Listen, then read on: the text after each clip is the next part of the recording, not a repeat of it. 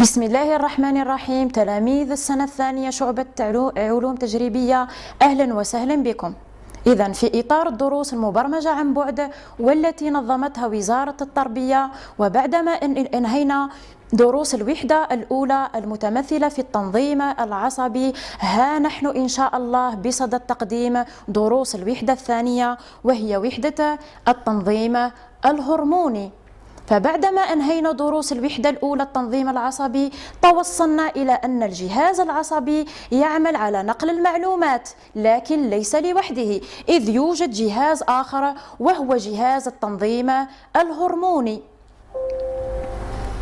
فإن العمل المنسجم للعضوية هو نتيجة تنسيق دقيق بين مختلف المجموعات الخلوية. هذا التنسيق هو نتيجة إفراز مواد كيميائية تسمح للخلايا بتعديل نشاطاتها حسب احتياجات الجسم. فنقدم أول حصة تعلمية في هذه الوحدة الثانية. إذا نستهل حصتنا بوضعية انطلاق نقدم فيها معلومة طبية، حيث أن هذه المعلومة الطبية تتحدث حول سرطان شائع ويعتبر من أخطر أنواع السرطانات، وهو سرطان المعثكلة، إذ أن المعثكلة هي عبارة عن عضو بشكل ورقة يتواجد خلف معدتك في الجزء السفلي لها، يتراوح حجمه تقريبا 15 سنتيمتر. إذا مس السرطان المعثكلة أو البنكرياس، فمن أشهر أعراضه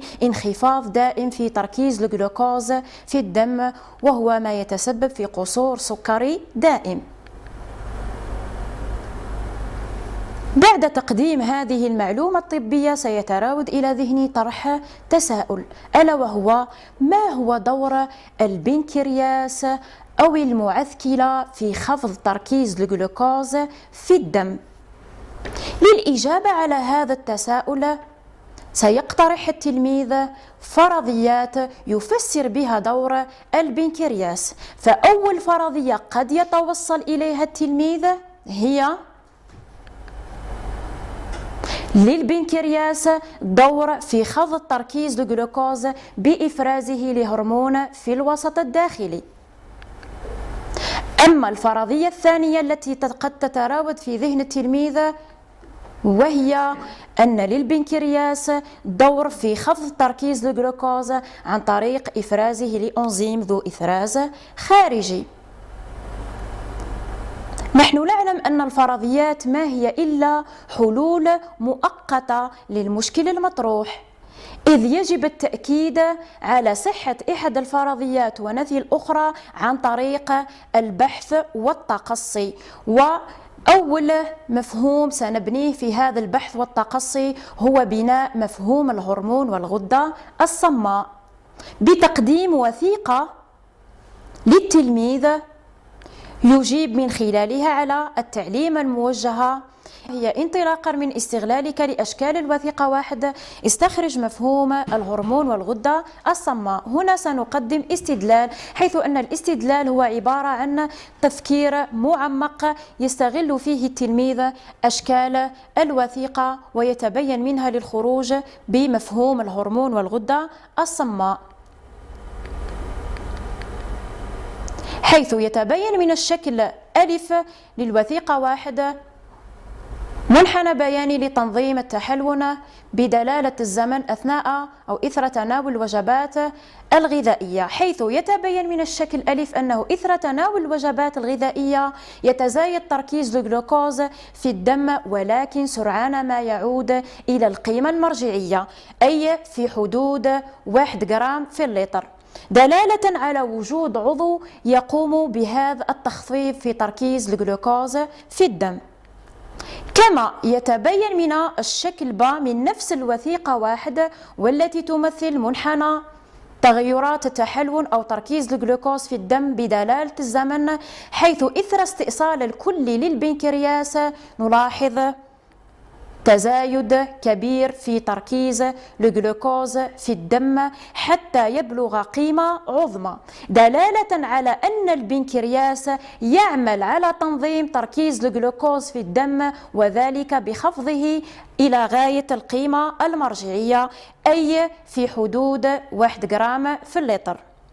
ويتبين من الشكل ج من نفس الوثيقة 1 أنه بعد استئصال البنكرياس تركيز الجلوكوز في الدم متزايد وفي حدود 4 جرام في اللتر، ولكن عند وصل البنكرياس بالدورة الدموية نلاحظ تناقص تركيز الجلوكوز في الدم تدريجيا حتى يصل إلى حدود القيمة المرجعية والمقدرة تقريبا ب1 جرام في اللتر، دلالة على أن البنكرياس يؤثر على تركيز الجلوكوز عن طريق الدم أو الدورة الدموية. ومنه نصل إلى أن مفهوم الغدة الصماء هي غدة تلقي بمفرزاتها مباشرة في الدم، أي في الوسط الداخلي. ويتبين من الشكل د من نفس الوثيقة 1 والذي يبين تأثير المستخلصات البنكرياسية على التحلل أن التجربة مرت ب3 مراحل، حيث في المرحلة الأولى المستخلص المحصل عليه من مجموع البنكرياس حقن في الدم، فأدت النتيجة إلى عدم تعديل تركيز الجلوكوز في الدم والتحلل.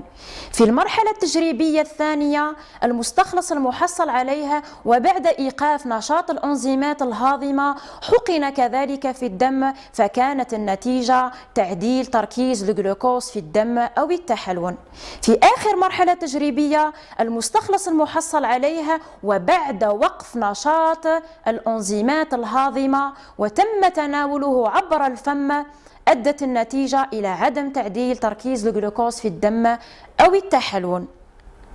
إذا يتبين من الشكل د أنه لا تؤثر المستخلصات البنكرياسية على تركيز الجلوكوز في الدم في حالة اتصالها مع الأنزيمات الهاضمة، مما يدل على أن البنكرياس يؤثر عن طريق مواد من طبيعة بروتينية تفرز في الدم وبآلية خلطية. إذن ومنه نصل إلى أن الهرمون هو مادة كيميائية تفرز من طرف غدة صماء وتنقل مع الدم.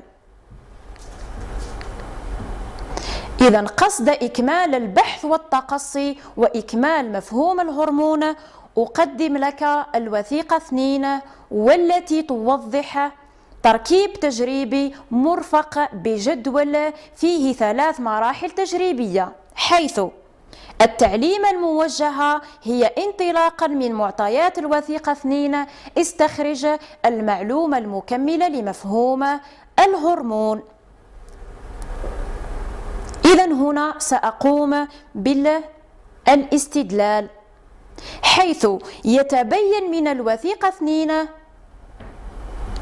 وتحديدا في المرحلة الأولى أنه إثر تناول وجبة غذائية غنية بالسكريات نلاحظ أن تركيز الجلوكوز في الوريد البابي 2.5 جرام في اللتر، ولكن في الوريد فوق الكبد أصبح تركيز الجلوكوز في الدم في حدود 1 جرام في اللتر.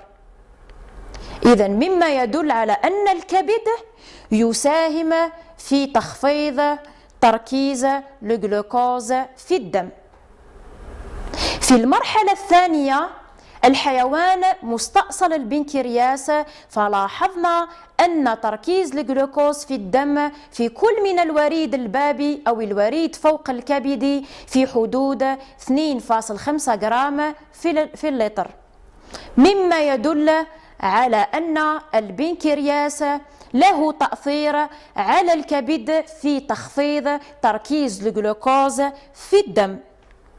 ويتبين من نفس الوثيقة وتحديدا في المرحلة الثالثة أن الحيوان مستأصل البنكرياس يتم حقنه بمستخلص بنكرياسي معالج لتثبيط عمل الأنزيمات كانت أو كانت نسبة تركيز الجلوكوز في الوريد البابي في حدود 2.5 جرام في اللتر، ثم في الوريد فوق الكبد أصبحت في حدود 1 جرام في اللتر، أي في حدود القيمة المرجعية، مما يدل على أن المستخلص يحتوي على هرمون الأنسولين الذي يؤثر على نشاط البنكرياس بتخفيض تركيز الجلوكوز في الدم أو التحلل.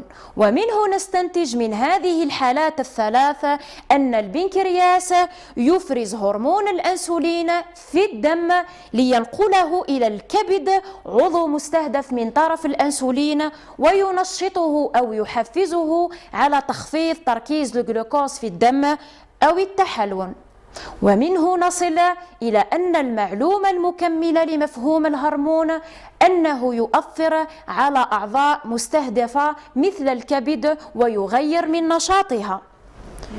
وفي النهاية تم بناء هذه المعارف أعزائي الطلبة، حيث رقم 1 يفرز البنكرياس مادة الأنسولين، رقم 2 تؤثر مادة الأنسولين على تركيز الجلوكوز في الدم حيث تقوم بتخفيضه، رقم 3 توصلنا إلى أنه يطلق على الأنسولين مصطلح هرمون وعلى البنكرياس غدة صماء،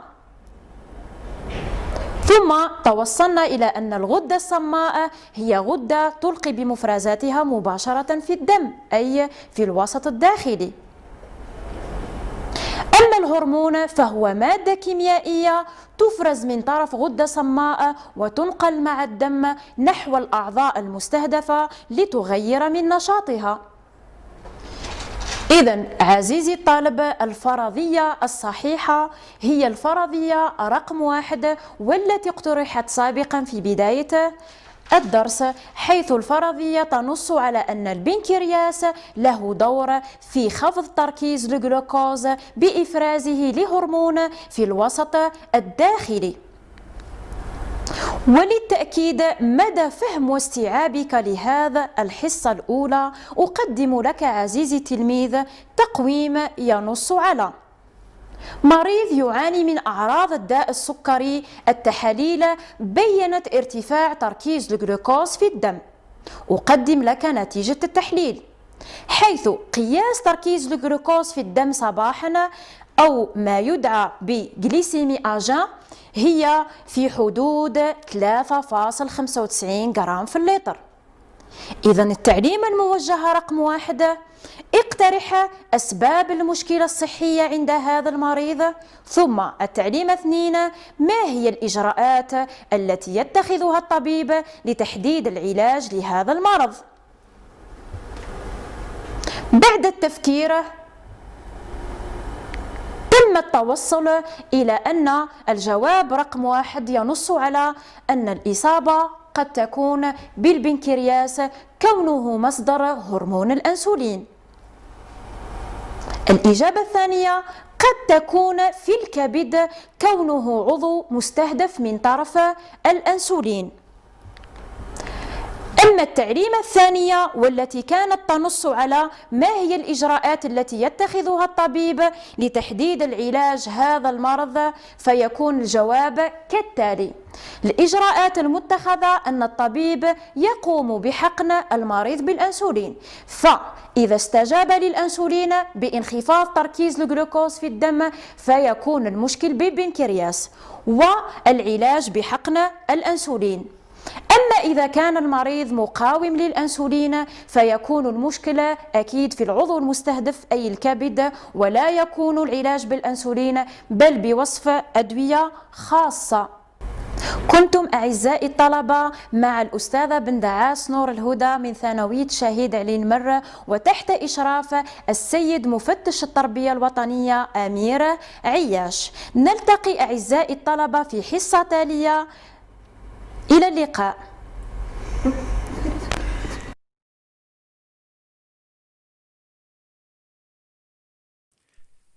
شكرا على المشاهدة.